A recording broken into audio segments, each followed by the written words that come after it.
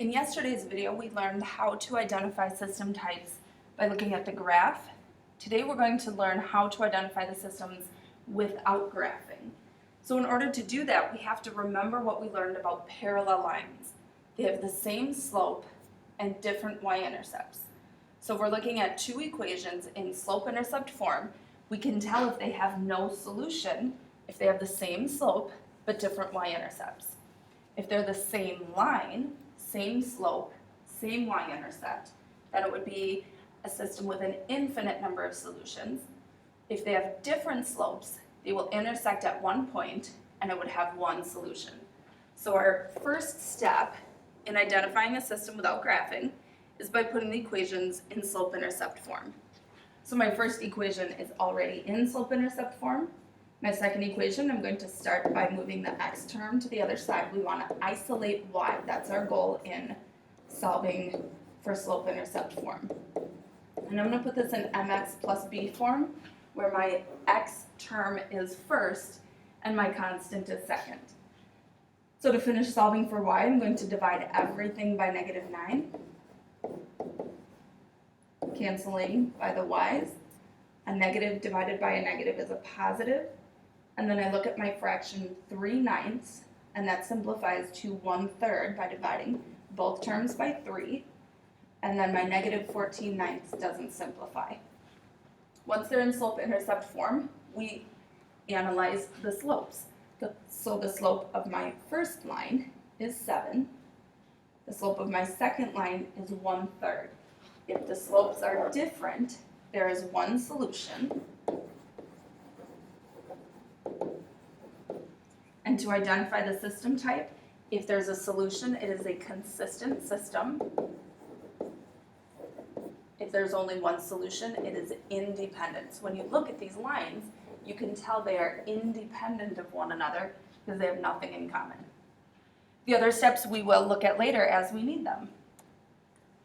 Next system, same thing, we've got to get those lines in slope-intercept form. So my first line, same process as on the first example. I need to isolate my y, so I'm going to subtract 6x from both sides. Again, I want this in mx plus b form, so I'm going to put my mx term first. Don't lose this negative sign in front of the 3 either. Lots of students kind of drop off that thinking that it's a subtraction, which it is, but it turns into a negative when that first term disappears. To finish solving for y, we're going to divide everything by -3. -6 divided by -3 is +2, and my 8/3 doesn't simplify. Look at the slopes. So looking at the slopes of my two lines, I see, I didn't solve this one.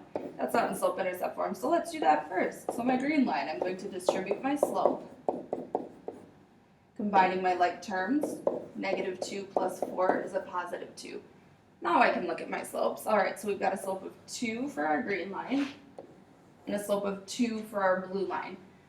They are not different, so we're going to move on to step 3. If the slopes are the same, the next thing we need to do is look at the y-intercept. The y-intercept is the same. Ours are not, so we move on to the second part. If they are different, there is no solution. So these would be parallel lines, same slope, different y-intercept. And if they're parallel or no solution, it is an inconsistent system. Last example, put both lines in slope-intercept form, not just one of them, so we'll start with that. Our first line.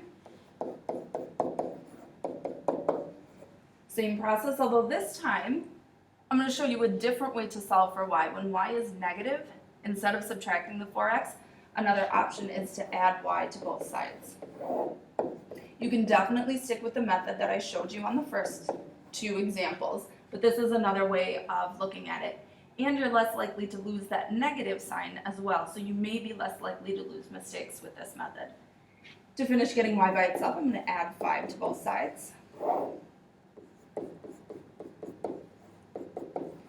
And if you really like the y equals form, just flip it around. All right, looking at our second equation, remembering to put this one into slope-intercept form, I'm going to start by distributing my slope and combining my like terms. I get a plus 5. All right, look at the slopes. Are they different? So the slope of my red line is 4. Slope of my purple line is 4. They are not different. If they are the same, look at the y-intercept. Plus 5, plus 5. These two lines are the same line. So there is an infinite number of solutions. That means the system is consistent because it has a solution, and dependent because it has an infinite number of solutions, or because the lines are the same, they depend on one another. You try problems.